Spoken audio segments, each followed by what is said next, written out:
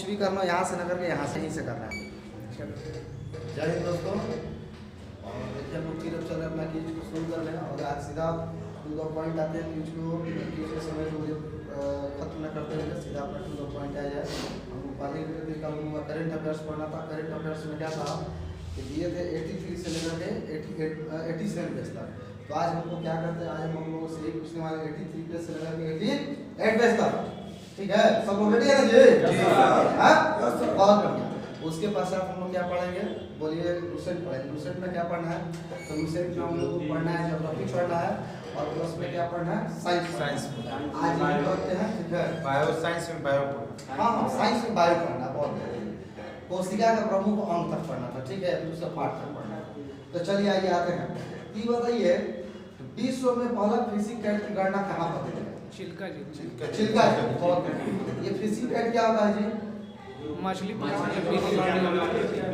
सुंदर। ये fishing cat नाम से मालूम चल रहा है कि ये क्या करता है कि मछली का शिकार करने वाली बिल्ली होती है और इसका गणना कहाँ हुई है? विश्व में सर्वप्रथम अपना कहाँ हुआ? चिल्का झील में हुआ है। इसका ये गणना करने का मुख्य वजह क्या है? चिल्का झील में हुआ क्या है कि मछलियों का नंबर ऑफ फिश में मछलियों की संख्या में बोलिए बहुत ज्यादा कमी आ गई है, इसीलिए फिशिंग कैट का गणना किया जा रहा है। तो विश्व में फिशिंग कैट का गणना कहाँ किस राज्य में किया जा रहा है? उड़ीसा में। और उड़ीसा में कहाँ रहा है? चिल्का झील। बहुत बढ़िया। अगला बताइए एशिया का सबसे बड़ा वैज्ञानिक बर्ड एटलस, क्या बोले हैं? एशिया का सबसे बड़ा वैज्ञानिक बर्ड एटलस कहाँ लॉन्च किया गया? केरल। एशिया का सबसे बड़ा वैज्ञानिक बर्ड एटलस कहाँ लॉन्च किया गया? केरल में। ये बताइए एशिया का सबसे जो बड़ा वैज्ञानिक बर्ड एटलस केरल सरकार द्वारा लॉन्च किया गया है क्या? बहुत बढ़िया।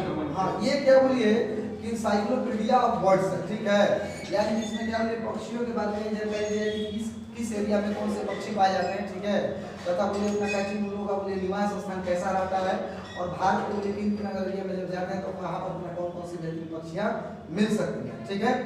अगला क्वेश्चन, हाँ, भारत का पहला डार्क स्काई रिजर्वर, भारत का पहला डार्क स्काई रिजर्वर किस अभयारण्य में खुला गया है? ये तो चंगथांग का है ना? और चंगथांग रिजर्वर में एक क्वेश्चन ये आ गया कि चंगथांग रिजर्वर किस राज्य में, कहाँ है? लद्दाख में। और चंगथांग रिजर्व में क्या किया गया है कि भारत का पहला डार्क स्काई रिजर्व इसको घोषित किया गया, ठीक है, भारत का पहला डार्क स्काई रिजर्वर। देखिए अब बात कर लीजिए डार्क स्काई रिजर्वर होता क्या है? डार्क स्काई रिजर्वर क्या होता है? देखिए डार्क थोड़ा सा डिटेल्स मिलेगा तो ज्यादा बेहतर रहता है, फैमिली होगा कि हम बता देते हैं। डार्क स्काई रिजर्वर का अन्य नाम क्या है? नाइट स्काई है। हाँ, नाइट स्काई सफारी, ठीक है, इसी को क्या होता है? नाइट स्काई सफारी होते हैं। देखिए इसमें क्या किया जाता है, इसमें बोलिए नाइट स्काई सफारी या फिर डार्क स्काई रिजर्वर, इसको देखिए खोलने का मुख्य पर्पस ये है कि जो भी बोलिए अपना क्या बोलिए प्रकाश, ठीक है, जो भी अपना प्रकाश से प्रदूषण होता है उस प्रदूषण को कम किया जा सके, ठीक है। जैसे क्या है कि रात में अगर जब रात बनाया गया है तो रात को रात में अपना क्या पूरा अंधेरा ही होना चाहिए, ठीक है, पहला इस चीज के लिए बनाया गया है। दूसरा इसका मुख्य पर्पस क्या है, इसको बनाने का मुख्य पर्पस क्या है? देखिए अभी हम लोग लाइट से हम लोग प्रदूषण के बारे में लाइट प्रदूषण पढ़े हैं। हाँ, प्रदूषण जैसे बोलिए अपना क्या चीज, ध्वनि प्रदूषण, साउंड प्रदूषण हो गया ना, साउंड प्रदूषण, जल प्रदूषण, वायु प्रदूषण, भूमि प्रदूषण, उसी तरह से लाइट प्रदूषण भी होता है। तो लाइट से प्रदूषण जो कम से कम हो उसके लिए अपना किया गया है डार्क स्काई रिजर्वर। तो डार्क स्काई रिजर्वर यहाँ चंगथांग में है और इसका मुख्य उद्देश्य क्या है कि जो ये चंगथांग में जो अपना क्या चीज खगोलविद को बढ़ावा देना है, ठीक है, खगोल विज्ञान को क्या किया जाए वहाँ पर ज़्यादा से ज़्यादा बढ़ावा देना, तो दिक्कत नहीं। बहुत बढ़िया। अगला क्वेश्चन बताइए विश्व का पहला वन्यजीव संरक्षण वन को किसने लॉन्च किया है? विश्व का पहला वर्ल्ड बैंक संरक्षण, बहुत सुंदर, कौन? World bank. वर्ल्ड बैंक का कौन सा ब्रांच? IBRD। यानी कि क्या है विश्व का पहला वन्यजीव संरक्षण वन को किसने लॉन्च किया है? IBRD का वर्ल्ड बैंक, ठीक है, वर्ल्ड बैंक IBRD। तो देखिए वन्यजीव संरक्षण वन को जारी करने का मुख्य पर्पस क्या है? ब्लैक राइनो का संरक्षण के लिए। हाँ, ब्लैक राइनो का संरक्षण के लिए। बहुत सुंदर, वन्य जीवों का संरक्षण के लिए। तो वन्य जीवों के संरक्षण में स्पेशली दो जीवों का संरक्षण है, एक अपना हाथी तथा दूसरा अपना ब्लैक राइनो यानी कि काला गेंडा। राइनो का मतलब क्या होता है? गेंडा ना बेटा जी, बहुत। तो यानी कि क्या बोले हैं कि विश्व का पहला वन्यजीव संरक्षण किसने लॉन्च किया है? वर्ल्ड बैंक का IBRD ब्रांच ने। और इसका बोले मुख्य उद्देश्य क्या है कि अफ्रीका का अपना एक अपना का जी ब्लैक राइनो, ठीक है, क्या बोले हैं, अफ्रीका का एक जो मेरा ब्लैक राइनो तथा, ठीक है, तथा अफ्रीका का ही अपने हाथी दोनों को अपना क्या किया जाए, संरक्षित किया जा सके। इस चीज के लिए हम इसके लिए क्या लॉन्च किया गया है? वन्यजीव संरक्षण फंड। तो अब देखिए बात ये है कि ये जो ब्लैक राइनो अफ्रीका के साथ अफ्रीका के किस रिजर्व में पाया गया है?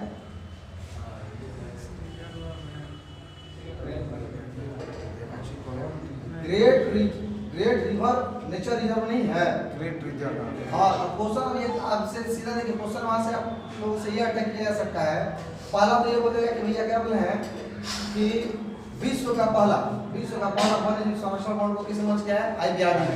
ठीक बताइए, वन्यजीव जो विश्व वन्यजीव संरक्षण फंड जो अपना लॉन्च किया गया वो किसके लिए लॉन्च किया गया है?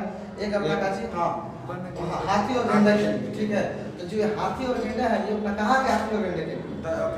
साउथ अफ्रीका के किस अभयारण्य का?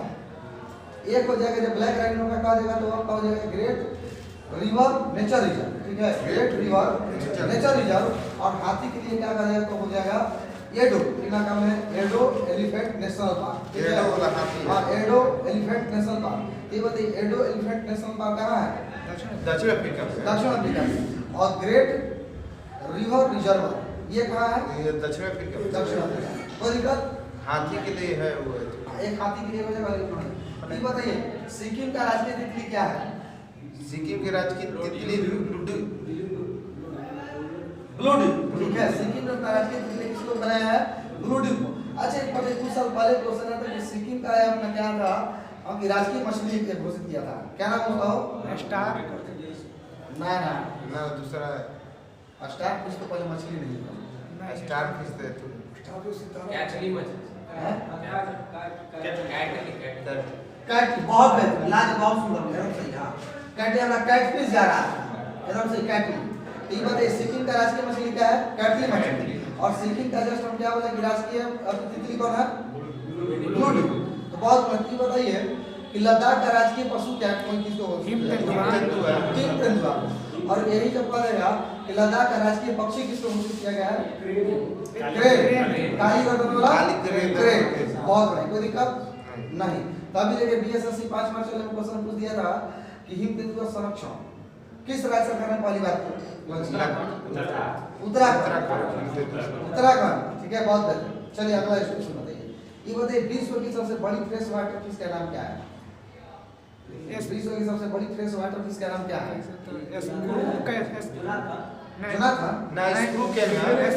स्क्रू कैट क्या? स्क्रू करके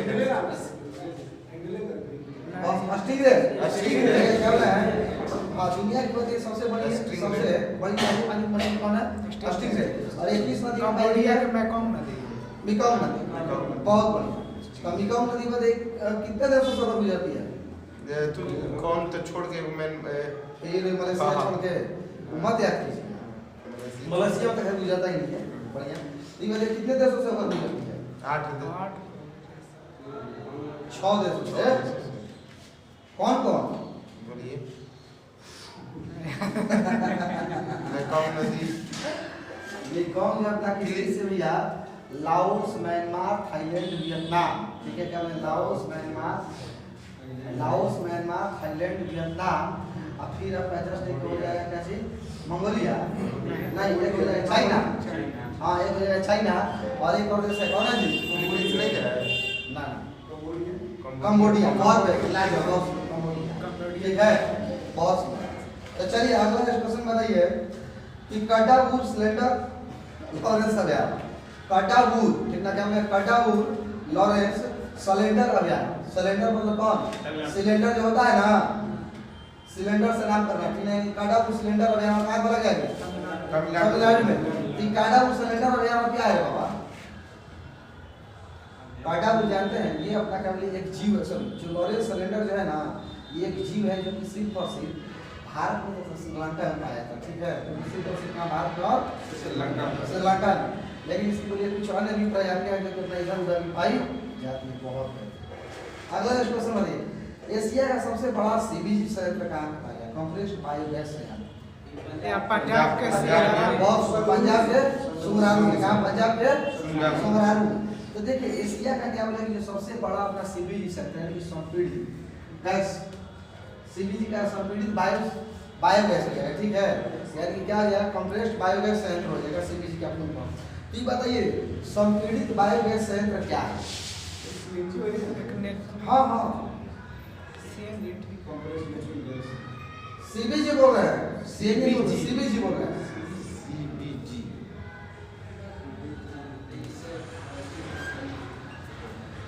काय हो नहीं बोल रहे आप लोग, यही तो तुम दे रहे क्या बोल रहे हैं?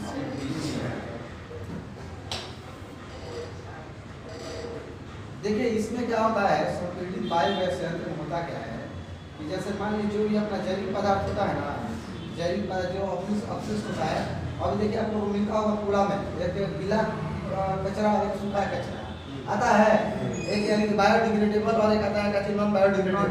देखिए जितने भी बायोडिग्रेडेबल जैसे बायोगैस संयंत्र आप लोग देखे हैं ना, तो बायोगैस संयंत्र में क्या किया था, उसमें भैया गोबर को डाल दो, आप गोबर क्या करेगा, वो अपना मीथेन गैस बना देगा, यही ना, एक पाइप लगा दो उसमें, फिर अपना लीजिए वो सड़ेगा तो उसमें से मीथेन गैस निकलेगा, उसे अपना खाना बनाइए, लाइट जलाइए, जनरेटर भी चलाता है, जनरेटर ठीक हो गया ना, मोटर चलाता है यार, क्या करना, उसी को अपना मोटर चला कर खेत पटा रहा, ठीक है, ठीक है, यानी कि सीबीजी भी सेम टू सेम क्या अपना वही है, संपीड़ित गैस संयंत्र, ठीक है, संपीड़ित बायोगैस संयंत्र में जितना ही बोलिए अपना अपशिष्ट कचरा होता है, यानी कि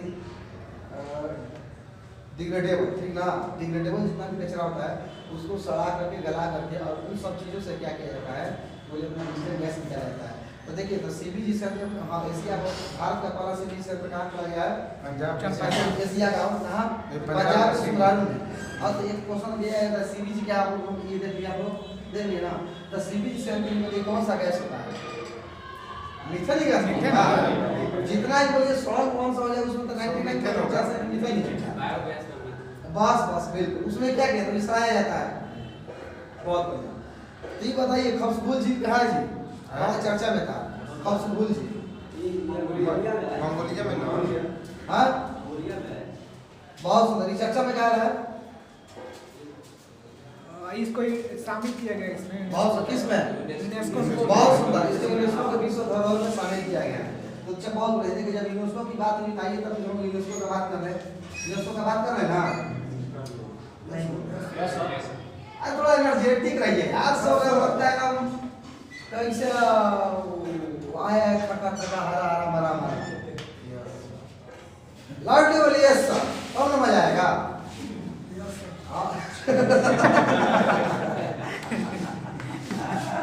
देखिए क्या होता है, हमारे एनर्जेटिक से ज़्यादा होना जरूरी, आप लोगों का एनर्जेटिक होना है, क्योंकि जब तक एनर्जेटिक आदमी नहीं रहेगा तो तब आदमी बोलिए नहीं कर पाएगा, ठीक है, बहुत बढ़िया। तो ये यूनेस्को हो गया, तो खूबसूरत झील कहाँ है, ये कभी कभी एग्जाम से कुछ नहीं होता है, डायरेक्ट यही पूछता है कि खूबसूरत झील कहाँ है, कहाँ है, मंगोलिया में। खूबसूरत झील अब चर्चा में गया है, यूनेस्को ने किस उदाहरण के सूची में शामिल किया है। ये बताइए जीवी जलकुल है, हाँ मेघालय में, बहुत जीवी जलकुल कहाँ पाया था, जीवी जलकुल को यूनेस्को ने शामिल किया है। तो अब बताइए जीवी जलकुल पहले होता क्या है, जरा बता दीजिए तो। हाँ इसी को, इसका इंग्लिश हो गया लिविंग रूट, क्या होता है, हाँ एकदम बहुत बढ़िया, हाँ बोलिए, बहुत सुंदर बोले, बहुत सही बोलिए, बहुत। देखिए होता क्या है कि जानते हैं जो लिविंग रूट ब्रिज होता है ना, ये बोलिए एक पेड़ होता है, उस पेड़ के बोलिए जड़ से या फिर बोलिए उसमें से जो अपना अन्य ब्रांच निकलता है, जो लटकता है ना, क्या बोलते हैं, ना ना शाखा नहीं, शाखा तो हो जाएगा, जो बरगदवा के पेड़ जैसे नहीं लटकता है, ला होता है,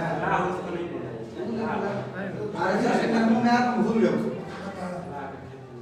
लताएं, लताएं, ठीक है, वही लता को क्या किया जाएगा, उसको जानते हैं एकदम मजबूत, बहुत वहाँ के लोग क्या करते हैं मेघालय में, उसको बांध करके एक पुल जैसा बनाया था, और उसी पर बोलिए लोग कैसे अपना पार करता है, नदी को पार करता है, तो उसी को बोलते जीवी जलकुल। तो देखिए जीवी जलकुल को अपना यूनेस्को ने अपने शामिल किया है, और जीवी जलकुल कहाँ पाया था भारत में, मेघालय में। जीवी जलकुल का इंग्लिश नाम क्या हो जाएगा, लिविंग, ठीक है, क्या हो जाएगा लिविंग, बहुत बढ़िया। ये बताइए भारत सरकार ने किस नृत्य को, ठीक है, क्या बोले, भारत सरकार ने किस नृत्य को यूनेस्को की सांस्कृतिक सूची में शामिल करने का निर्देश दिया? गुजरात का है, गुजरात का गीत गुजरात का है। गुजरात के गरबा, ठीक है, क्या बोले हैं, भारत सरकार ने यूनेस्को की संस्कृति सूची में नॉमिनेट करने का भारत की तरफ से एक नृत्य दी, जिसका नाम क्या है, गरबा। तो गरबा नृत्य कहाँ का है? गुजरात का। गुजरात का। वही गरबा किसके द्वारा, गरबा किसके द्वारा, मेल या फीमेल? फीमेल के द्वारा। गरबा किसके द्वारा, फीमेल। तो जस्ट अपना यहाँ की बताइए, यूनेस्को ने किस देश को 2022 से ना, ये 2022 से 26 तक अमूर्त संस्कृति के रूप में भारत को बहुत अमूर्त संस्कृति विरासत के रूप में किस देश को चुना गया है? 2022 से 26 तो सही बोले, बहुत। तो जस्ट अगला आप लोगों को स्क्रीन पर क्वेश्चन ये रहा कि बताइए कि बताइए यूनेस्को के विश्व विरासत सूची में, ठीक ना, भारत ने नामांकन के तौर पर किस मंदिर को नॉमिनेट किया है? रामरप्पा मंदिर। वो कर्नाटक का है, हेलीपैड मंदिर। और कर्नाटक का है सब, और कर्नाटक का कौन, बहुत बढ़िया, कर्नाटक का कौन, फैसल मंदिर, ठीक है, बहुत बढ़िया। तो अगला एक क्वेश्चन बताइए, ओह हाँ, यूनेस्को ग्लोबल नेटवर्क, और देखिए बहुत बेहतरीन क्वेश्चन बोले थे, बहुत बढ़िया क्वेश्चन, ध्यान रखिए। क्या बोले हैं, यूनेस्को के ग्लोबल नेटवर्क लर्निंग सिटी, ठीक है, बहुत। क्या बोले हैं, यूनेस्को के ग्लोबल नेटवर्क लर्निंग सिटी में भारत के किन शहरों को जोड़ा गया है? ये है या फिर यूनेस्को ने किनको शामिल किया? तेलंगाना, तमिलनाडु का है, केरल का तो है, तेलंगाना का त्रिचूर है, तेलंगाना को, ठीक है, बहुत तेलंगाना किसको, त्रिचूर एक बना, त्रिशूर और नीलाम्बूर।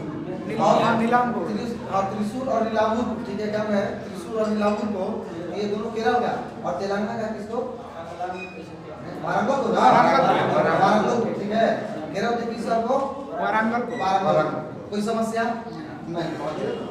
और जानते हैं हम लोग आज तक ज्वालामुखी पर, और ज्वालामुखी चर्चा में किस लिए है?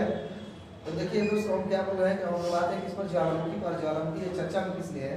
तो ज्वालामुखी ये चर्चा में इसलिए, इसमें हाल फिलहाल में विस्फोट हुआ है, और ये ज्वालामुखी कहाँ पर है, और वहाँ ये ज्वालामुखी, कुछ ज्वालामुखी का नाम बताएंगे, और आप लोग बताइए कि ज्वालामुखी कहाँ है, ठीक है। हुंगा टुंगा होंगा सुबह पाते, जापान में, प्रशांत महासागर। बहुत बढ़िया, देह तोड़ देंगे सबका, सीख बोले ना, ठीक बोले, हुंगा टुंगा हंगा हो पाए, प्रशांत महासागर में, हाँ, प्रशांत महासागर में सर। ये किस देश में है? जापान है, जापान में है, सही में हो, क्या हो, आप बताइए हो, रंजीत जी, ये लोग सही बोल रहे हैं। हुंगा टुंगे हुंगा हो पाए,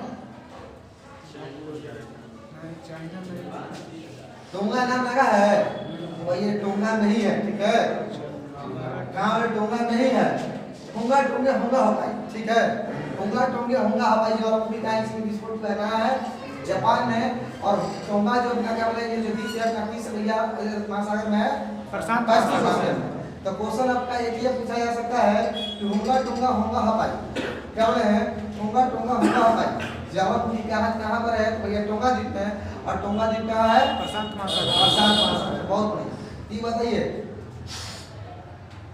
मिष्टी सबनकाया, मेरापी बोलते समेरू, हाँ, बोलते समेरू ज्वालामुखी में जस्ट हाल फिलहाल विस्फोट हुआ, कहाँ है? इंडोनेशिया का, और मेरापी ज्वालामुखी कहाँ है? इंडोनेशिया में ही है, और उसके अलावा एक और होता है इंडोनेशिया में, सिनाबू, ठीक है, सिन्मू, और सिन्मू, ठीक है, क्या बोले, सिन्मू ज्वालामुखी कहाँ है? इंडोनेशिया। तीनों ज्वालामुखी को जरूर ध्यान रखिएगा, सिन्मू को, समेरू को, और मेरापी को, कोई दिक्कत? तो चलिए, तो अगला जस्ट बताइए, माउंट वुल्फ ज्वालामुखी कहाँ है? माउंट वुल्फ ज्वालामुखी, वुल्फ इंडोनेशिया में है, नहीं, क्या हो, माउंट वुल्फ ज्वालामुखी किस देश में है? वुल्फ, रूप नहीं, वुल्फ मींस घड़ियाल, लाजवाब, बहुत बढ़िया, इक्वाडोर के गैलापागोस में, बहुत सुंदर, इक्वाडोर के गैलापागोस में। तो क्वेश्चन हम ये दे सकता है, पहला तो ये देगा कि माउंट वुल्फ ज्वालामुखी कहाँ है? इक्वाडोर के गैलापागोस में, ठीक है। अब नेक्स्ट चीज हो गया, और दूसरा ये दे सकता है कि माउंट वुल्फ का अन्य नाम क्या है? ना उसका नाम था ग्रेट माउंटेनर जो है सीमेंट माउंट विटल, ठीक है, माउंट वुल्फ का आगे नाम क्या है? Mount whittle. बहुत बढ़िया। तो चलिए अगला जस्ट क्वेश्चन बताइए। अगला जस्ट जानते हैं क्वेश्चन की जब बात करते हैं तो अगला जस्ट आपका क्वेश्चन रहा, और क्वेश्चन रहा 1 लाख का ये, ठीक है, कितने लाख का? 1 लाख का।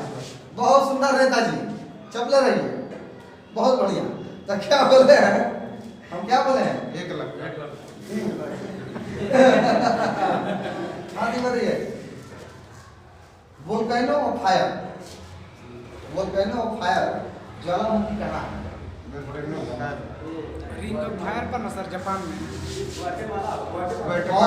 बहुत बेहतर। वोल्केनो ऑफ फायर ज्वालामुखी कहाँ है? ग्वाटेमाला में। ग्वाटेमाला किस महादेश में है जी? ग्वाटेमाला सब वेस्ट इंडीज में। बहुत वो बोलिए अपना क्या उसमें चाहे वेस्ट इंडीज से कैरिबियन द्वीप समूह में जाएगा। कैरिबियन द्वीप समूह। तो ग्वाटेमाला की राजधानी क्या है?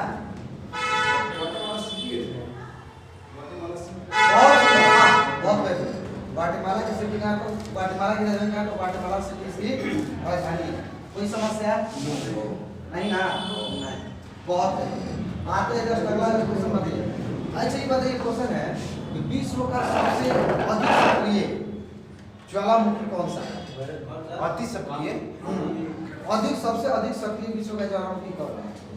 ये है सर, एस्ट्रोनॉमी मोना लोना। आप बताइए वो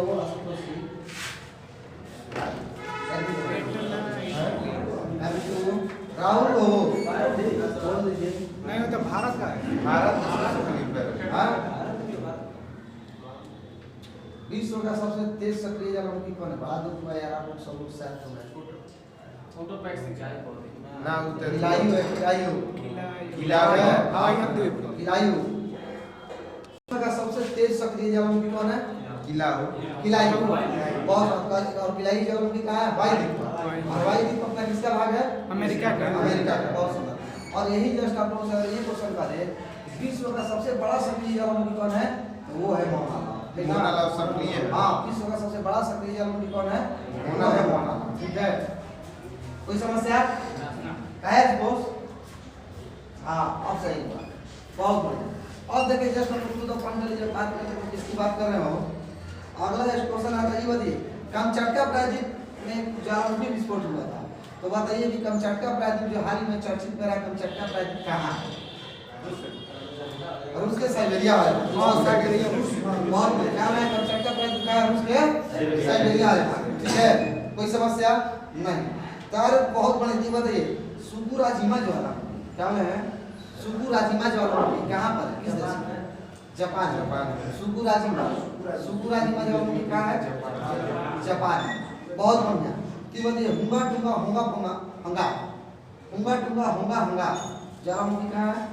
डोंगा में। डोंगा। जो प्रशांत महासागर था। बहुत प्रशांत महासागर। हुंगा टुंगा होंगा हंगा ज्वालामुखी कहाँ है? प्रशांत महासागर। बहुत। तो चलिए जस्ट आपके कहने लगे 720 पे चलाता हाँ और यानी कि नेट है 720 पे चलाता। चलिए बहुत बढ़िया। ये बताइए भारत की पहली नाइट सफारी, भारत की पहली नाइट सफारी कहाँ बनी? लखनऊ। नाइट सफारी उत्तर प्रदेश में। उत्तर प्रदेश में लखनऊ। लखनऊ में। लखनऊ जो अपना वाजिद अली साहब था ना, रिजर्व अभ्यारण्य, उसी को बोले अपने का जो नाइट सफारी बना दिया गया। ठीक है, ये बताइए भारत का केवल भारत का पहला नाइट स्काई सेंचुरी किसको घोषित किया गया है? तो लद्दाख में भैया किसको? चंगथांग अभ्यारण्य। चंगथांग अभ्यारण्य। ठीक है, अब देखिए ध्यान आपको ये है कि चंगथांग अभ्यारण्य कहाँ है? लद्दाख में। चंगथांग अभ्यारण्य कहाँ है? लद्दाख। चलिए दोस्तों, तो यहाँ से भी अपना ज्वालामुखी हो गया। अब हम जानते हैं करंट में क्या है। कुछ अपना तूफान है, मतलब जो तूफान जो अपना आया था उस तूफान, उस तूफान के बारे में हम लोग क्या करने वाले हैं, पढ़ने वाले हैं। बहुत बढ़िया। तो जस्ट पहला तूफान आपके पास है नौरू तूफान, किस देश में आया था?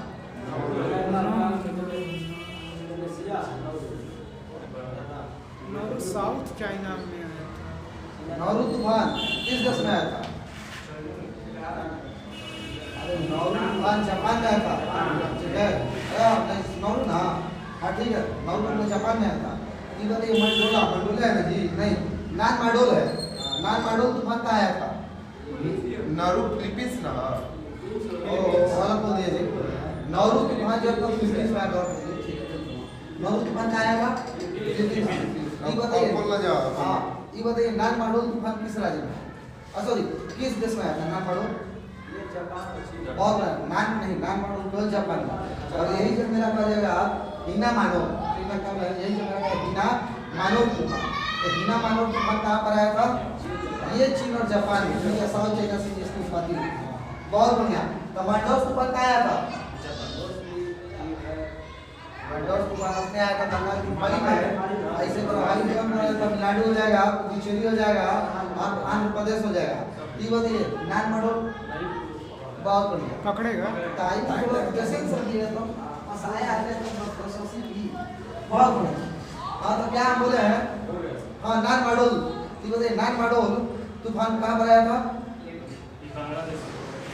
बड़े देख लो नान मंडोल जस्ट जापान में नौरू तूफान कहाँ आया था नौरू फिलीपींस आया था फिलीपींस और यही जस्ट लगा था हाँ मांडोस तूफान कहाँ आया था बंगाल में और जस्ट यही तरह का चिलोई कला बर्फीली हवा जो है ये कहाँ पर चला था जम्मू बहुत जम्मू कश्मीर उसकी वजह से वहाँ पर हुआ क्या था बहुत भयानक ठंडा पड़ा था चिलोई कला की वजह से यानी कि चिलोई कला बर्फीली हवा कहाँ चला था जम्मू कश्मीर कहाँ चला था बहुत और देखिए क्वेश्चन पूछ लिया था जो पूछा था वो दिया नहीं क्वेश्चन पूछ लिया था आपका ये बीएसएससी में कि बम साइक्लोन कहाँ आया था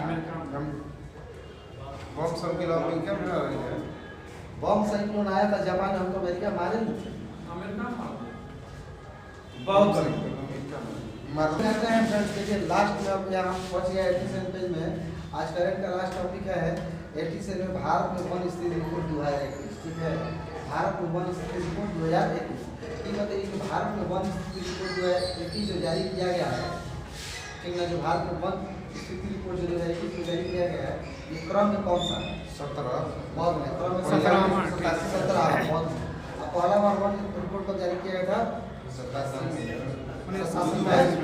ठीक है और वन रिपोर्ट की गणना कितने वर्ष में किया गया 2 वर्ष 2 वर्ष बहुत ठीक बताइए कि सबसे अधिक श्रीनगर है सबसे अधिक जंगल किस राज्य में सबसे अधिक मध्य प्रदेश मध्य प्रदेश बहुत प्रतिशत में सबसे अधिक कौन है मिजोरम बहुत में जस्ट अगला ये बता दीजिए कि सबसे कम वन हरियाणा और प्रतिशत में सबसे हरियाणा में और वन का बोलिए अपना कहते हैं वृद्धि सबसे अधिक किस राज्य में होगा आंध्र प्रदेश उसके पश्चात उसके बाद नहीं आंध्र प्रदेश ये तेलंगाना ठीक है तेलंगाना है तेलंगाना ठीक बताइए कि भारत में अपना मैंग्रोव वन है उसका वृद्धि कितना हुआ है 2.8% तक का 18 किलोमीटर ठीक है क्या बोला है कि जो इंडिया में अपना जो मैंग्रोव वन का वृद्धि वो अपना कितना हुआ है 18 किलोमीटर यहाँ से हम लोग करंट का आवाज यहीं पर करते हैं समाप्त अब चलिए हम लोग आते हैं सीधा टू द पॉइंट अपने टॉपिक पर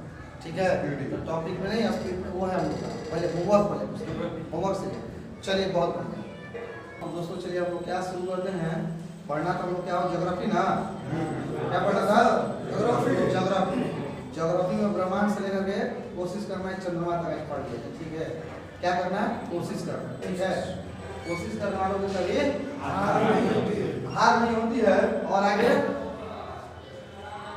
ऐसे पता नहीं चलेगा काम नहीं बहुत ये याद नहीं बहुत ये देखिए बात बोलेंगे सक्सेस के पीछे सब लोग लगा हुआ है हम जो सक्सेस है लेकिन रियलिटी बोलिए उस सक्सेस को पाने के लिए जो लड़ाई लड़ना है वो लड़ाई नहीं उसको लड़ना चाहता है तो जब तक आदमी बोलिए वो लड़ाई नहीं लड़ेगा तब तक बोलिए सक्सेस कहाँ से मिलेगा कोई मिल सकता है कभी नहीं मिलेगा जरूरी ये है कि बोलिए सक्सेस आपको उतना मिलेगा कितना बेस नहीं किया होंगे जरूरत है उससे लड़ाई लड़ाई संघर्ष है खुद से ठीक है लड़ाई में किससे होगा क्या पहले संघर्ष आपको खुद से होना चाहिए ठीक है अभी नहीं करेगा क्या गोपाल जी से वो फैक्ट्री ठीक है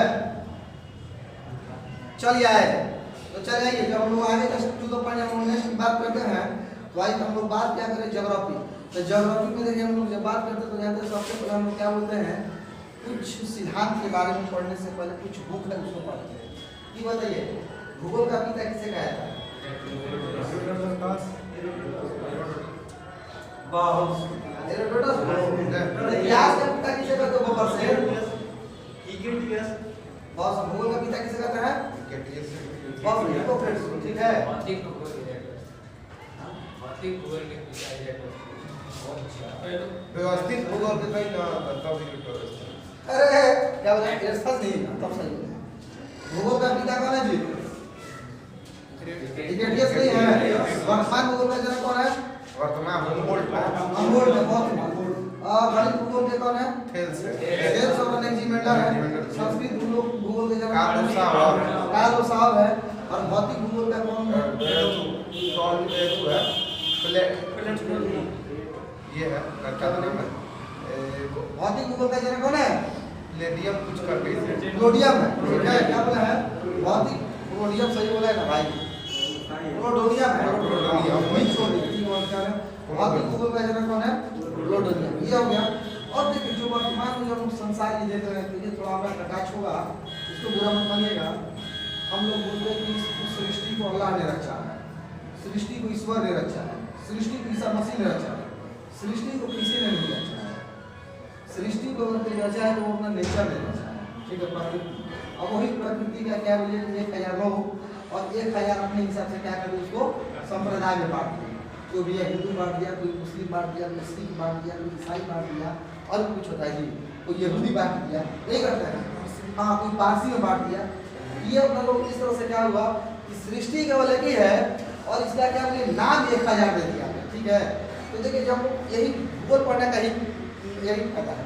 दूसरा बात ये पढ़ते हैं जिनको भी बोलिए अपने ऊपर घमंड है, इनको बोले हैं जिनको भी अपने ऊपर घमंड है, वो एक बार थोड़ा ज्योग्राफी को 20 मिनट केवल ईमानदारी को बढ़िया से समझ ले, फिर बोलिए खुद ब खुद मालूम चल जाएगा कि घमंड क्या है और घमंड क्या नहीं, ठीक है।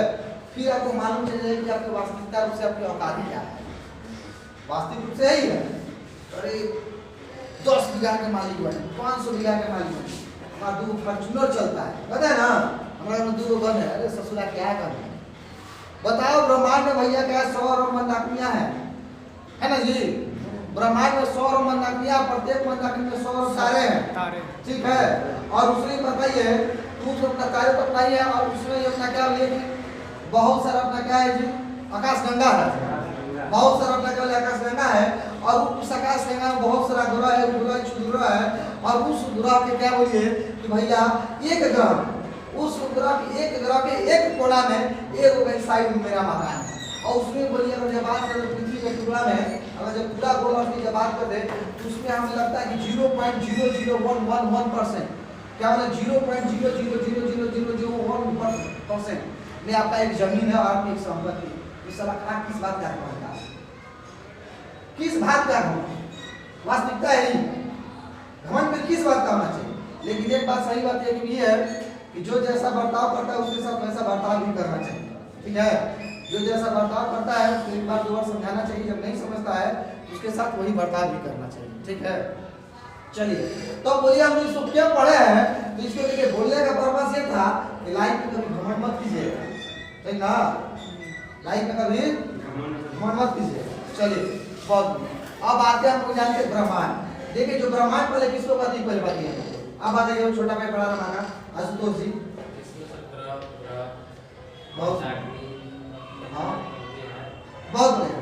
पृथ्वी को घेरने वाले अपार आकाश, क्या बोले हैं भैया, पृथ्वी को घेरने वाले अपार आकाश, उसमें ग्रह क्षुद्र मंदाकिनी उनका उनका जितना भी है, घड़ी भाई और फलाना ढेकाना ढेका छिंका जो भी आया सब भैया क्या ब्रह्मांड, सब क्या है ब्रह्मांड है। ब्रह्मांड का कितना है 13.7 अरब, ठीक है। ब्रह्मांड का कितना है 13.7 अरब। अब क्या होता है कि देखिए ब्रह्मांड को उम्मीद करते हैं कि शायद आज वहां तक नहीं पहुंच पाए, ठीक ना, क्योंकि आप लोग 0 लेवल से कर देते हैं। और देखिए ब्रह्मांड से संबंधित जानते हैं कुछ अपना क्या बोले हैं, कुछ अपना सिद्धांत है, कुछ अपना सिद्धांत है। तो भैया कौन कौन सिद्धांत है, एक अपना निश्चयवाद सिद्धांत है और एक अपना कौन है अनिश्चयवाद। तो निश्चयवाद सिद्धांत और अनिश्चयवाद सिद्धांत में क्या अंतर है, उनकी जरा आप हमें बता दीजिए। क्वेश्चन ये पूछा जाता है, आप पूछे ना पूछे बोले खुद के तो समझ के लिए बहुत बेहतरीन है, ये बहुत मजे वाली बात है।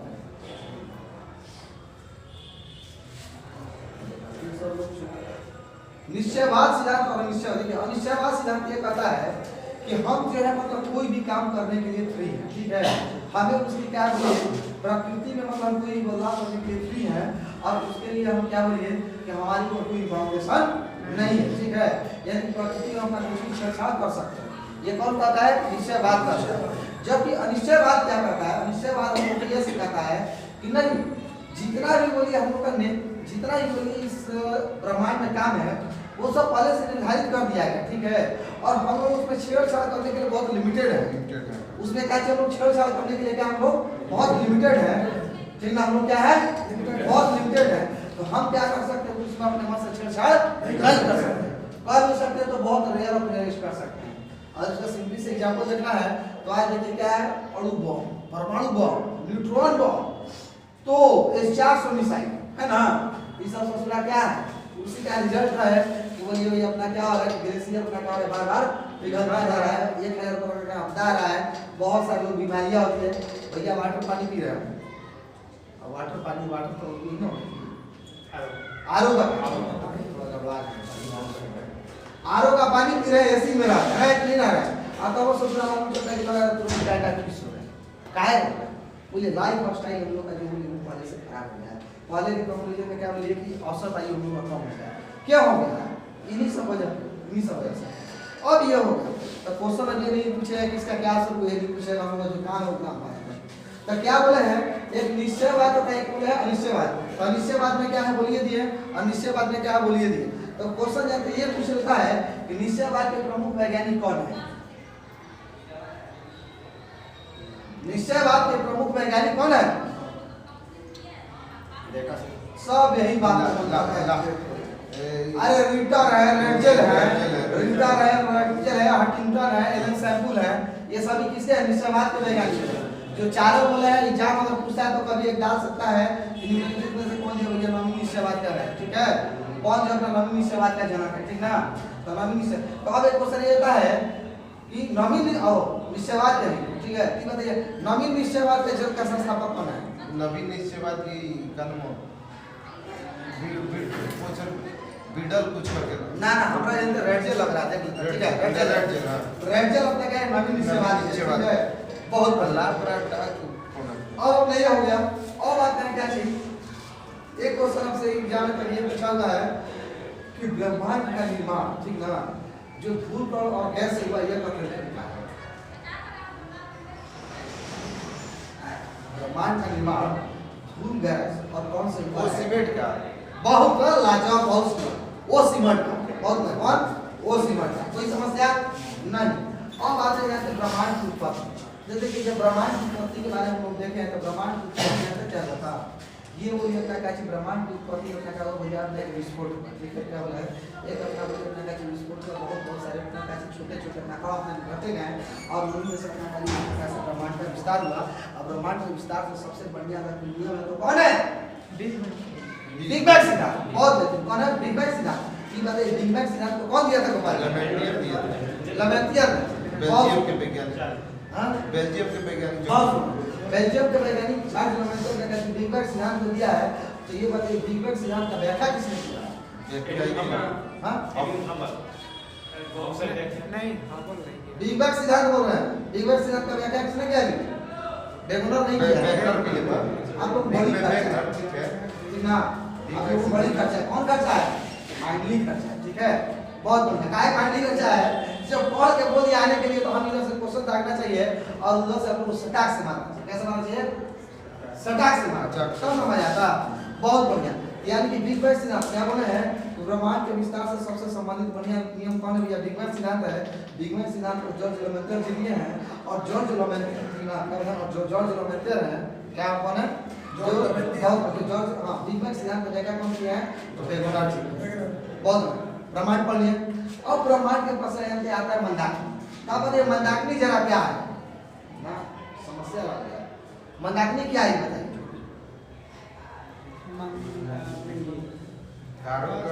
समूह है, क्या बोले उल्टा तारों का वैसा तारों का समूह, बहुत मंदाकिनी क्या है, तारों का समूह बताइए। मंदाकिनी में क्या बोलिए तारे सब एक दूसरे से क्या बोलिए उनमें अटैच रहते हैं। इसका मुख्य वजह क्या है? केंद्रीय ना बहुत अब बात कर रहे हैं बहुत बढ़िया। तो यहाँ मंदाकिनी के बारे में बात करते हैं।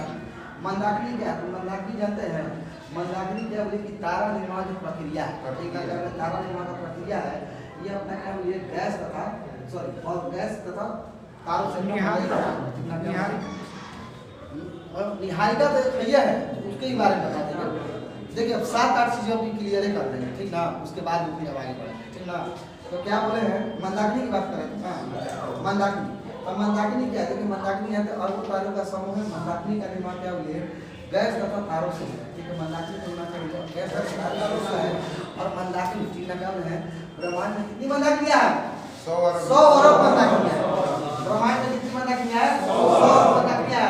और ससुर हमने लगे हम बोलते 50 लाख रुपया आ जाए और तुम्हारा आपात क्या है रे 2 रुपए का आदमी नहीं कहेंगे 2 रुपए का आदमी तुम्हारा आपात क्या है। लेकिन ससुर कह के बताओ क्या बोले हैं कि ब्रह्मांड में 100 अरब मंदाकिनियां है। भैया लाख नहीं बोल रहे हैं अरब में। अब लाख आएगा करोड़ आएगा तब तो अरब आएगा हो 10 करोड़ आएगा तो अरब आएगा समझे। और भैया कहते 100 अरब 10 अरब नहीं 100 अरब, ठीक है। यानी कि ब्रह्मांड में कितनी मंदाकिनियां हैं? ब्रह्मांड में 100 अरब मंदाकिनियां हैं। और ब्रह्मांड में 100 अरब मंदाकिनियां हैं और एक मंदाकिनी में 100 अरब तारे हैं। एक मंदाकिनी में 100 अरब तारे हैं, ठीक है। यानी कि टोटल ब्रह्मांड में कितना भैया तारों की संख्या कितना है? 10 के पावर 22, ठीक है। क्या है टोटल कितना? 10 के पावर 22 अरब। कोई समस्या नहीं। और बात करते हैं मंदाकिनी, ठीक है। मंदाकिनी क्या बोले कि मंदाकिनी जब यह कहते हैं बस मंदाकिनी मेरा अरबों तारों का समूह है। और मंदाकिनी क्या बोले कि इतना कैसे गैस तथा तारों से मिलकर ये बना है। मंदाकिनी की जब बात करते हैं तो मंदाकिनी की हाँ मंदाकिनी 13.7 सिस्टम ठीक है और 4.5 सिस्टम है। हाँ ये बात बहुत महत्वपूर्ण है। मंदाकिनी का व्यास कितना है? मंदाकिनी का व्यास कितना है? 10 के पावर 8 वर्ष नहीं है 10 के पावर 8 मंदाकिनी का व्यास कितना 10 के पावर 8 वर्ष है। और मंदाकिनी में जानते क्या होता है सभी तारे यहाँ पे इस तरह से चपका हुआ है सभी एक दूसरे से क्या होता है सटा रहता है। इसका सबसे मुख्य वजह कौन सा बल है? और क्या होता है मंदाकिनी में तो मजे की बात क्या आती है मंदाकिनी में एक मजे की बात यह है मंदाकिनी में अपने जो 80% कैसा मंदाकिनी है? बहुत 80% अपना कैसा है जी? सर्पिलाकार है और 17% द्विवृत्तीय है और 3% अनियमित है। सही देखो होगा है ना क्या बता जी? बोले कि हम तो देखो 10 के पावर 8 में टोटल क्या होगा जी कि 80% कैसा है? सर्पिलाकार है, 17% अनियमित है और सॉरी 17% द्विवृत्तीय है और 3% क्या है? अनियमित है। बहुत तो यहाँ से क्वेश्चन क्या क्लियर करेगा कि बताइए हमारी अपनी मंदाकिनी है क्या? बहुत हमारी अपनी मंदाकिनी का नाम क्या है? दूध मेघला। और भैया टोटली भैया क्या ब्रह्मांड में मंदाकिनी कितनी है? 100 कितना? 100। इसलिए 2 बीघा जमीन पर ज्यादा हिम्मत करिए हमारे ऊपर 2 बीघा जमीन बा ठीक ना, ठीक है। कभी भी इस बात को नहीं कीजिएगा, कभी खुद से रियलाइज आत्ममंथन कीजिए। मेरे कहने से खुद ब खुद वही आत्ममंथन कीजिए तो मालूम चलेगा। बहुत तो क्या बोले हैं ब्रह्मांड में टोटल कितनी मंदाकिनियां हैं? 100 मंदाकिनियां। और हमारी अपनी मंदाकिनी का नाम क्या है? दूध मेघला। हमारी अपनी मंदाकिनी कैसे द्विवृत्तीय या सर्पिलाकार है? बहुत हमारी अपनी मंदाकिनी कैसी है? सर्पिलाकार है। हमारी अपनी मंदाकिनी कैसी है? सर्पिलाकार है। बहुत और देखिए जस्ट सर्पिलाकार समझ रहे हैं ना? 80% है 80% सर्पिलाकार है। हाँ तो 80% तक नहीं है 80% सर्पिलाकार है 17% द्विवृत्तीय है और 3% अनियमित है। कोई समस्या नहीं। और क्या होती है तो हम लोग अपनी मंदाकिनी पाते हैं। तो हमारी अपनी मंदाकिनी का नाम क्या है? हमारी अपनी मंदाकिनी का नाम ये मिल्की है दूध मेघला है, ठीक है। हमारी अपनी मंदाकिनी मिल्की है दूध मेघला है, ठीक है। और हमारी अपनी मंदाकिनी के तरफ इसको बस यही रोक दीजिए उसमें बात नहीं है। तो ब्रह्मांड वो मंदाकिनी हुआ और वहाँ पे तारामंडल। तारामंडल क्या है जरा ये बता दीजिए। अरे बहुत सुंदर। तारों के समूह को क्या बोलते हैं? तारामंडल कहते हैं। अब ब्रह्मांड में टोटल तारामंडल की संख्या कितना है? 222। अरे 89 ना? बहुत ब्रह्मांड में टोटल तारामंडल की संख्या 89। अब प्रमुख तारामंडल लिया दुनिया सप्तऋषि लघु सप्तऋषि ऋग हाइड्रा सिगन से सब क्या है प्रमुख तारामंडल है। तो बहुत मेहनती में सबसे बड़ा तारामंडल का नाम क्या है? सीरियस है, छोटा हाइड्रा है। अच्छा सीरियस है, वो सही बोल रहे हैं। हम तो सेंट्रोस जानते हैं, सबसे बड़ा सेंट्रोस, सबसे बड़ा तारा सेंट्रोस ना है। और साइलो जो तक मुझे सबसे ज्यादा चमकीला तारा ना है, ठीक है। तो क्या सबसे बड़ा तारामंडल का नाम क्या है? सेंट्रोस है। और ये सबसे छोटा तारामंडल का नाम क्या है? हाइड्रा है। हाइड्रा है। और कहीं भी उसका क्रॉस भी नाम है, ठीक ना। तो कहीं अगर मान लिया हाइड्रा में देखिए क्रॉस दिया तो क्या करना है? क्रॉस को भी ठोक देना है, ठीक है। अब बात अपना तारामंडल हो गया। और जस्ट बात करें तो क्या पढ़े? ब्रह्मांड समझ गए, क्या हो गया? मंदाकिनी क्या समझिए? तारामंडल क्या आपने समझिएगा, हो गया ना। अब आता है निहारिका। निहारिका क्या है रे बाबा? नर्सरी, हमारी नर्सरी तारे क्या तारे बहुत सुंदर, बहुत बेहतरीन। निहारिका जो क्या ये अपना क्या बोलिए कि तारों का नर्सरी है, यानी कि वास्तविक रूप से अगर बात बोले कि हाँ तारा का दिमाग आप ये निहारिका में ही होता है। इसके पश्चात बोले यहाँ से वहाँ पर मंदाकिनी मिल जाएगा, ठीक है। तो क्या बोले है कि निहारिका का क्या है? तारों का नर्सरी है, ठीक है। तो बहुत बड़ी बताइए ओरियन नेबुला क्या है? अरे नेबुला का तो यार हिंदी निहारिका हो गया, तो ओरियन नेबुला का है चर्चा में। अरे आकाश गंगा में, ठीक है, क्या बोले हैं? आकाश गंगा के सबसे बोलिए क्या बोले हैं? हाँ आकाश गंगा के सबसे चमकीलादार, ठीक है, क्या बोले? सबसे चमकदार तारों का समूह नहीं है ओरियन नेबुला। ओरियन नेबुला क्या है वो नेताजी? ओरियन नेबुला क्या है? सबसे जो आकाश गंगा, ठीक है। आकाश गंगा के जानते हैं क्या बोले हैं? ओरियन नेबुला क्या है? तो ओरियन नेबुला आकाश गंगा के सबसे शीतल और चमकदार ये समूह, ठीक है, क्या आकाश गंगा के सबसे शीतल और चमकदार का समूह है। कोई समस्या? चार से हम लोग देख लिए ना। रामायण और जिंदगी में कभी फंसेगा ना। रामायण क्या है? मंदाकिनी क्या है? तारामंडल क्या है? और क्या बोले? निहारिका का। निहारिका का इंग्लिश नेबुला। कोई समस्या नहीं। ओ तो देखिए मंदाकिनी में दो चार क्वेश्चन छोड़ दिए। मंदाकिनी में देखिए दो चार क्वेश्चन क्या बोले थे कि मंदाकिनी में इतना विशाल है कि मंदाकिनी के अंदर विशालता की वजह से प्रायद्वीपीय ब्रह्मांड भी गया था, ठीक है। मंदाकिनी की विशालता का प्रायद्वीपीय ब्रह्मांड अपने से कहा था कि बताइए पृथ्वी के निकट सबसे, हाँ पृथ्वी के निकट सबसे निकट मंदाकिनी का नाम क्या है? बहुत देवयानी का एंड्रोमेडा, उसी का इंग्लिश नाम एंड्रोमेडा। और सबसे नवीनतम ज्ञात मंदाकिनी का नाम क्या है? ड्रॉप मंदाकिनी, ठीक है। बहुत यानी क्या ब्रह्मांड देखिए, मंदाकिनी देखिए, तारामंडल, निहारिका देखिए। अब हम लोग बात करें सौरमंडल। सौरमंडल बात कर लिए ना जी? बहुत बढ़िया। तो चलिए ये सौरमंडल बात। सबसे बड़ा तारामंडल हाइड्रा है। क्या महाराजा अभी कमाल कर रहे हैं। में दे रहा है। और सबसे छोटा कह रहा है ना त्रिशंकु क्रस है ना। बहुत सुंदर। लोग अगर ला गया क्या तो चालू हो गया अपने रोकी। हाँ और देखिए एक क्वेश्चन याद आया। वो क्वेश्चन आपको कैसे बोला है जिसका मंदाकिनी का व्यास 10 के पावर 8 ना, वो गलत है। ब्रह्मांड का 10 का वो ब्रह्मांड का व्यास 10 के पावर 8 गलत है। बहुत बढ़िया। तो जस्ट अगला जस्ट 2 पॉइंट वाली क्वेश्चन हम क्या बोल रहे हैं? तो देखिए अगला जस्ट 2 पॉइंट वाली क्वेश्चन हम सौरमंडल की बात किया जाए। सबको लग रहा है नींद आने लगा का? नहीं सर। हां मजा आ रहा है? क्लियर है? आ रहा है। मजा आ रहा है ना? तो बताइए तो सौरमंडल की आयु कितनी है? पहले सौरमंडल क्या है नहीं बताइए। सौरमंडल क्या है? अरे यार हाँ बोलिए सौरमंडल क्या है जी?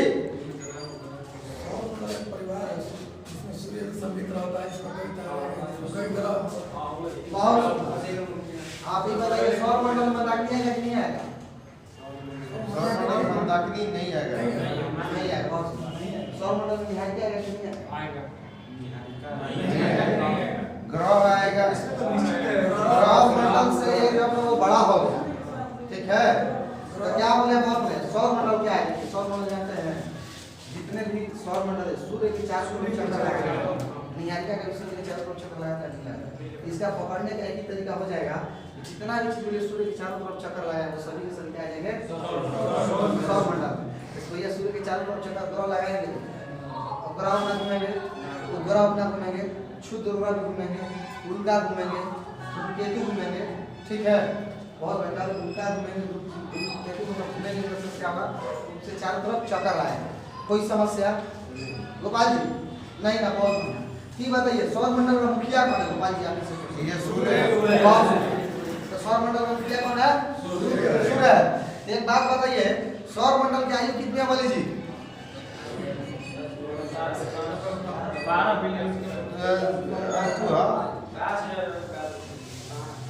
सूर्य की आयु जो भी है 4.5 अरब वर्ष है सौरमंडल की गड़ा गए वो तो 4.6 मिलियन है ठीक है तो क्या बोले हैं कि सौरमंडल की आयु कितनी है जी 4.5 अरब सौरमंडल की आयु कितनी है 4.5 अरब वर्ष ठीक है सौरमंडल का व्यास कितना है बाबा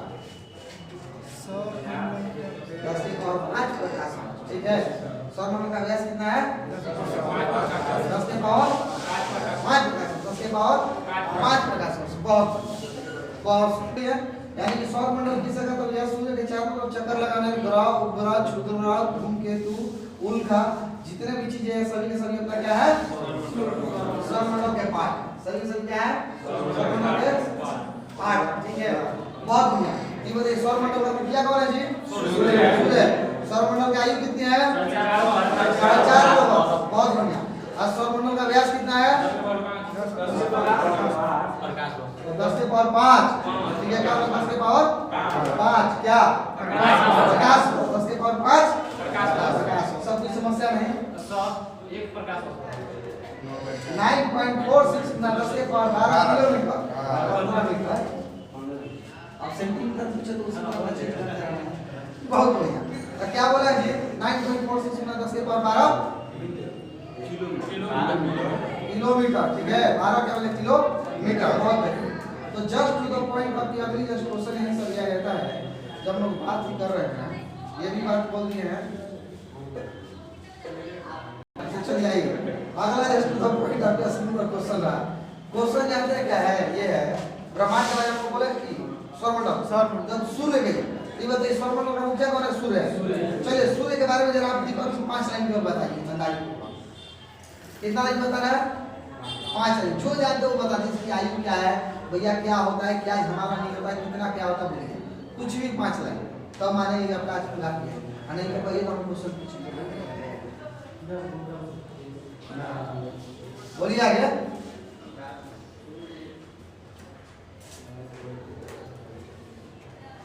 बोल नहीं रहे बहुत सुंदर क्वेश्चन पूछे ये लाजवाब बहुत सुंदर तो बताइए कि सौरमंडल सूर्य जो है जब हमारा सूर्य जो है और क्या मैं जब सूर्य जो है ये जब बोलिए अपना जब ये बनता कौन बनता सूर्य हमारे अपनी मंदाकिनी का जब एक चक्कर लगाता है तो उसे क्या कहता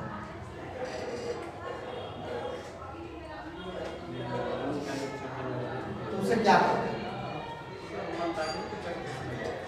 अरे हमारी अपनी मंदाकिनी का चक्कर नहीं लगाता है क्या हो गया अरे हमरो अपनी मंदाकिनी है भाई हम अपनी मंदाकिनी का नाम क्या है दुख मेघला हमारी अपनी मंदाकिनी का खोज किसने किया था 25 करोड़ ये ना हमारी अपनी मंदाकिनी का खोज किसने किया था गैलीलियो बहुत क्या बोला गैलीलियो क्या बोला बहुत सुंदर बोलिए लाउडली बोलिए डोंट है बहुत बढ़िया ठीक बताइए क्या बोला कि जब हमारी सूर्य हमारी अपनी मंदाकिनी के चारों तरफ एक चक्कर लगाता है तो उसको क्या कहते हैं नहीं तो पृथ्वी चक्कर लगाता दूसरे जो हम लोग ब्रह्मांड वर्ष कहते हैं बाबा ब्रह्मांड एक ब्रह्मांड अब देखिए क्वेश्चन आप लोग इसी में नहीं पूछते हैं भाई आप लोग टू द पॉइंट बात करें ना तो बहुत देखिए जब हम सूर्य की बात करें तो आइए कि आपको पूरा सूर्य का कहानी बता दें जो भी सूर्य से क्वेश्चन पूछेगा ठीक है इसके अलावा आउट ऑफ कहीं यानी इसको हम मतलब क्या बोलिए मेरा ये पूर्ण विश्वास है 99.99% ठीक है सूर्य देखिए जब सूर्य की जब बात करते हैं सूर्य है सौरमंडल का मुखिया है ठीक है क्या बोले हैं सूर्य जो भैया क्या है सूर्य जब अपना ये सौरमंडल का मुखिया है सूर्य जो हमारी अपनी मंदाकिनी के चारों तरफ 25 करोड़ वर्ष यानी कि 250 मिलियन में अपना एक चक्कर लगाता है जो अपना एक चक्कर से ब्रह्मांड वर्ष कहते हैं ठीक है उसको क्या कहते हैं ब्रह्मांड वर्ष कहते हैं सूर्य जो है हमारी पृथ्वी की ठीक है सूर्य अपना क्या होता है हमारी जो सूर्य क्या करता है, सूर्य ग्रहण के समय, ठीक है, सूर्य ग्रहण के समय ये हमारा सूर्य ग्रहण के समय इसके कैसे दिखाई देता बात में क्या है, किरीट अथवा कोरोना कहते हैं, ठीक है। और उसमें से सूर्य ग्रहण के समय जो भाग जिसे कहते हैं किरीट अथवा कोरोना कहते हैं, और उसमें से जो चीज अपना निकलता है उसे हम कहते हैं सूर्य मुकुट। सूर्य मुकुट कहता है, और सूर्य मुकुट में से क्या एक्सरे निकलता है ना जी, उसमें से अपना एक्सरे निकलता है। अब हम लोग इस बात क्या करते हैं, सूर्य देखिए सूर्य जो पृथ्वी से अपना कितना बड़ा है, 13 लाख, ठीक है। सूर्य पृथ्वी से कितना 13 लाख गुना बड़ा है, यानी कि समझ लीजिए पृथ्वी के व्यास का 110 गुना। बहुत सुंदर। सूर्य का व्यास जो 13,92,000 है, जो पृथ्वी का व्यास 109 गुना अथवा 110 गुना बड़ा है। यानी कि अगर जब बात करते हैं सूर्य के साइज का, तो समझिए सूर्य जो अगर मान लीजिए अपना क्या हो जाए कि एक गोली बड़ा वाला ट्यूब जो होता है ना, ट्रक का ट्यूब देखिए, उसका बीच वाला पार्ट समझिए क्या है, अपना भरा हुआ है, तो उसके सामने पृथ्वी क्या है, अपना एक बालू है, एक बालू का कण है, ये समझिए। यही का क्या हो कार्बन है, 2 बीघा जमीन बा तारा के यही कार्बन है ना, तू गए हम तुरंत जगह तारा इज्जत से लेकर आए फर्क करवा दे, यही वाली बात है, समझिए। एक अभी सूर्य की बात हो रही है, ठीक है। अब ये तो देखिए अपने जस्ट बात हो ही गया, और देखिए जस्ट टू द पॉइंट अगला बात क्या करते हैं, तो देखिए जस्ट अगला टू द पॉइंट की बातें हो रही हैं, तो अगला देखिए जस्ट टू द पॉइंट अपने ये बात आ जाता है कि सूर्य जानते हैं सूर्य के केंद्र का तापमान, सूर्य का केंद्र का तापमान 15 डिग्री मिलियन अथवा 1.5 गुना 10⁻60 डिग्री सेल्सियस, ठीक ना। क्या सूर्य के केंद्र का तापमान 1.5 गुना 10⁻60 डिग्री सेल्सियस यानी 15 डिग्री मिलियन होता है, यानी जब सूर्य के सतह पर होता है 6000 डिग्री सेल्सियस होता है, कितना होता है 6000 डिग्री सेल्सियस, बहुत कितना होता है। तब हम किसकी बात कर रहे थे, सूर्य की। तो सूर्य तो हम अपना बोले नहीं क्रिया, हाँ ठीक है। तो सूर्य की आयु कितनी है, सूर्य की आयु 10 के पावर 5 सूर्य की आयु जो अपना 5 बिलियन है, 5 बिलियन सूर्य का आयु 5 बिलियन वर्ष है, और ये निकट भविष्य में सूर्य जो अपना कितना निकट भविष्य में 10 के पावर 11 वर्ष अपना करेगा, इसी तरह से अपना एनर्जी देता है, ठीक है। और देखिए सूर्य का हम लोग पढ़े हैं ना, तो सूर्य ग्रहण के समय, हाँ देखिए सूर्य ग्रहण के समय है किरीट या कोरोना नहीं होता, किरीट उसमें तो कोई रिंग्स होता है, उसका एक क्वेश्चन बुला रहे हैं rings of fire, rings of fire diamond rings, ठीक है। एक क्वेश्चन ये आता है, क्वेश्चन सुनिए। जो सूर्य ग्रहण जो बोले, सूर्य ग्रहण के समय क्या बोले हैं, सूर्य ग्रहण समय कल उसे दिखाई देता है, कहते हैं किरीट अथवा कोरोना कहते हैं, ठीक है। और उसको हम सूर्य मुकुट कहते हैं, जिसमें से अपने एक्सरे निकलता है। और सूर्य ग्रहण जब होता है तो इसी समय यहाँ क्या डायमंड रिंग की घटना कब होती है, यही सूर्य ग्रहण के समय होता है। और डायमंड रिंग कब बनता है, तो ये अगर डायमंड रिंग कहाँ बनता है, तो ये अपना सूर्य के परिधि पर बनता है। इस क्वेश्चन को जरूर ध्यान रखिएगा, इस क्वेश्चन को क्या बोले जरूर याद रखिए, ध्यान रखिएगा। अब बात करते हैं सूर्य का प्रकाश। सूर्य का प्रकाश पृथ्वी तक आने में कितना टाइम लगता है, 3 minute 8 minute 16.8 second, 18 second, 18 second, अरे 8 मिनट 16 सेकंड रे बाबा, 8 मिनट 16 सेकंड, हाँ 8 मिनट 16 सेकंड, ठीक है। बस यानी कि 8 सेकंड लगभग 500 सेकंड, लगभग 500 सेकंड, यही ना क्वेश्चन देता है जी।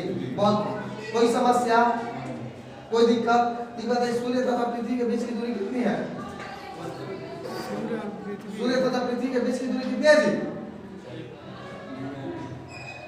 सब लोग यही बात बोल रहे हैं। अरे सूर्य और भैया पृथ्वी के बीच की दूरी कितनी है,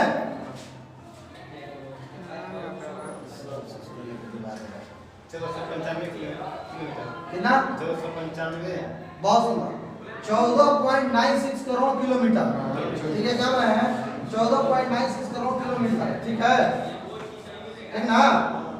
अब क्या है सर, माता की जाने में हो गया। तो सूर्य को क्या करते हैं, अपना यहीं पर रोकते हैं, ठीक है। बहुत है तो सूर्य को क्या बोलते हैं, यहीं पर क्लास में जाए यहीं के ड्रॉप करते हैं। कल के लिए आप लोग को होमवर्क सिर्फ बायो में वही रह जाएगा। कारण क्या है कि समझ रहे थोड़ा कि कौन सा टाइम चल रहा है, समझने वाली बात है, इसलिए भी थोड़ा जा रहे हैं। दूसरा बात ये बोले हैं कि आप लोग कल ज्योग्राफी में क्या पूरा होमवर्क रहेगा, पूरा चंद्रमा तक भी पढ़ लीजिए, ठीक ना। अरे तो और दबा कर होमवर्क करेंगे, तो ठीक है, क्या पूरा चंद्रमा तक पढ़ लीजिएगा। और बात करते हैं लोग करंट में, ठीक है। जब करंट की बात करते हैं तो हम 87 तक आज कर ले हैं जी, बोलेंगे 87 तक हो गया, कोई दिक्कत नहीं है। अब देखिए बताया कल 88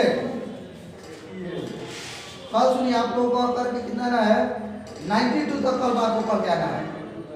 88 नंबर पे से 92 नंबर पे, ठीक है? कितना 88 नंबर पे से 92 नंबर पे तक, ठीक है? बहुत बेहतर। हाँ तो चलिए दोस्तों, हो गया साइंस में सही अपना कल जो चैप्टर दिया उसी को पढ़ लें। तब तक के लिए जय हिंद, धन्यवाद। और आप यूं ही अपना प्यार बरसाते रहिए और किसी से हम जुड़े रहते रहिए और इसका लाभ उठाते रहिए। धन्यवाद।